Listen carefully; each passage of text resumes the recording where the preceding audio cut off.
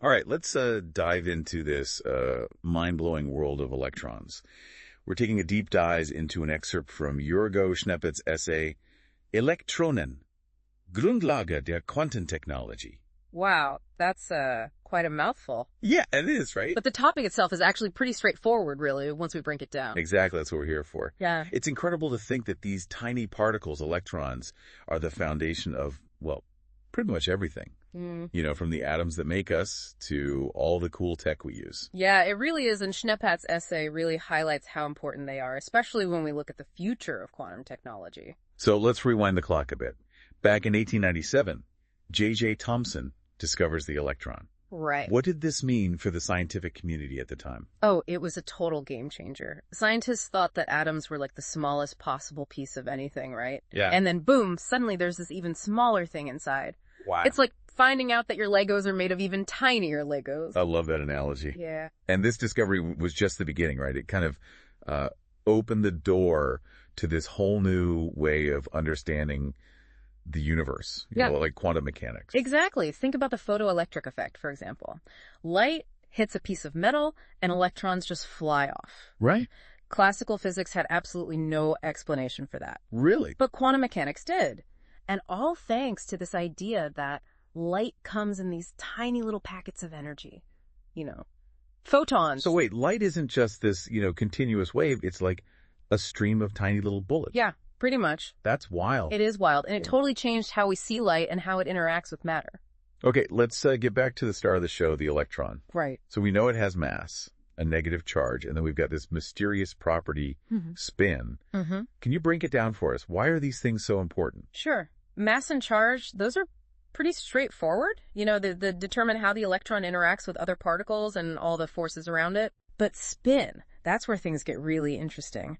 Just imagine the electron as this teeny tiny spinning top, and that spin gives it a magnetic field like it's a mini magnet. Oh, okay. So I'm picturing like this tiny spinning electron with a little magnetic field around it. Right. What kind of impact does that have? Well, it turns out that spin is really the key to unlocking so many possibilities in quantum technology, especially when we talk about quantum computing. Ah, quantum computers. Yeah. We've all heard about them, but they still feel like something out of Star Trek to me. Yeah, they're definitely pushing the boundaries of what we thought was possible. But at the heart of it all is the electron's spin. You see, in a regular computer, information is stored in bits. They can be either 0 or 1. Yeah. But in a quantum computer, information is stored in qubits, which can be 0, 1, or both at the same time, thanks to this crazy thing called superposition. Wait, hold on. Both 0 and 1 at the same time. How is that even possible? That's the amazing thing about quantum mechanics. It's like a coin spinning in the air. It has both heads and tails possibilities until it finally lands. Right. And it's the same with an electron spin. You know, with its two possible states, it can be in this weird superposition, and that allows qubits to hold way more information than regular bits. Okay, my brain is officially doing backflips now. But before we go too far down the quantum computing rabbit hole, I have to ask about this whole wave-particle duality thing.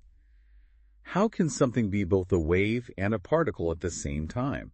That's just bananas. Yeah, it is definitely counterintuitive, but there's this experiment, the double slit experiment, that really shows this duality. Okay. You fire electrons at this barrier that has two slits in it. Uh-huh. And if they were just particles, you'd see two separate bands on a screen behind the barrier, right? Yeah. But instead, you get this interference pattern like you see with waves. So it's like the electron is going through both slits at the same time. Not exactly. It's more like it's not in any definite state until you actually measure it. Okay. Before we measure it, it exists as a probability wave, kind of spread out in space, you know? Yeah. But when we measure it, we force it to choose a specific location, and that's when it looks like a particle. So it's like the electron is playing hide and seek. You got it. Until we look for it, it's kind of everywhere. Yeah. Then suddenly, boom, it's a particle in one spot. Yeah, it's a little mind-bending, but that's how things work in the quantum world. Okay, I think I'm starting to wrap my head around this, but I'm sure there's more to it. How does all this wave-particle duality affect how electrons behave inside atoms? Well, instead of having these fixed orbits like planets around the sun, electrons actually exist in these blurry cloud-like regions called orbitals. Orbitals. Yeah, and these orbitals tell us the probability of finding an electron in a certain area around the nucleus. So we can't really say exactly where an electron is, just where it's most likely to be. Exactly. I see. There's this equation, Schrodinger's equation, which is a fundamental part of quantum mechanics. Okay. And it describes electrons as these probability waves, not tiny balls with fixed paths. I'm guessing that the shapes of these orbitals play a big part in how atoms bond and make molecules. Absolutely. You know, the different shapes and the energy levels of these orbitals, they determine how atoms are going to interact and bond with each other.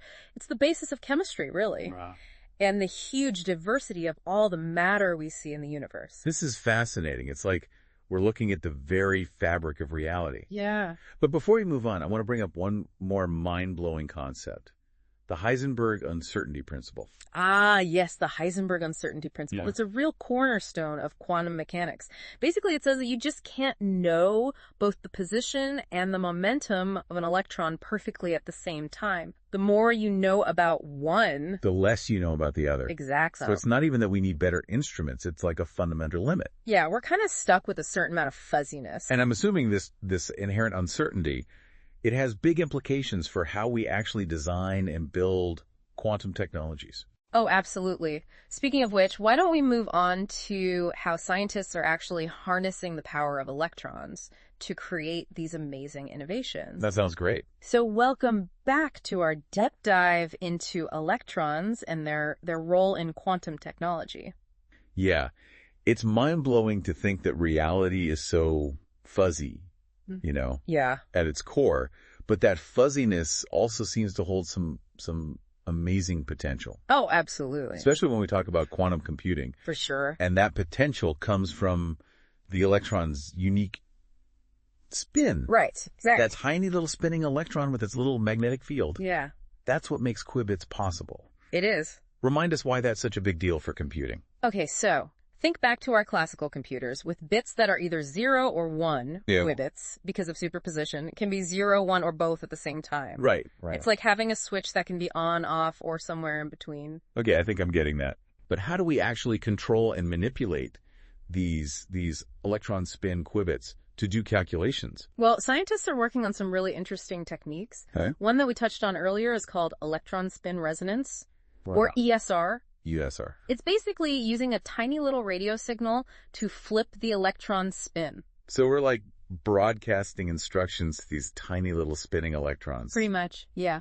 That's so cool. It is. It's pretty amazing. What about other methods? Well, there are these things called quantum dots, Yeah. remember? Mhm. Tiny little boxes that trap single electrons. Yeah. We can actually adjust the energy levels inside the dot using electric fields, Right. and that lets us control the spin of the trapped electron. So we're fine-tuning a knob to program our qubit. Yeah, something like that. I like it. Yeah. What about diamond defects? How do those fit into qubit control? So diamond defects, particularly these nitrogen vacancy centers, they're special because they create this protected space for the electron spin.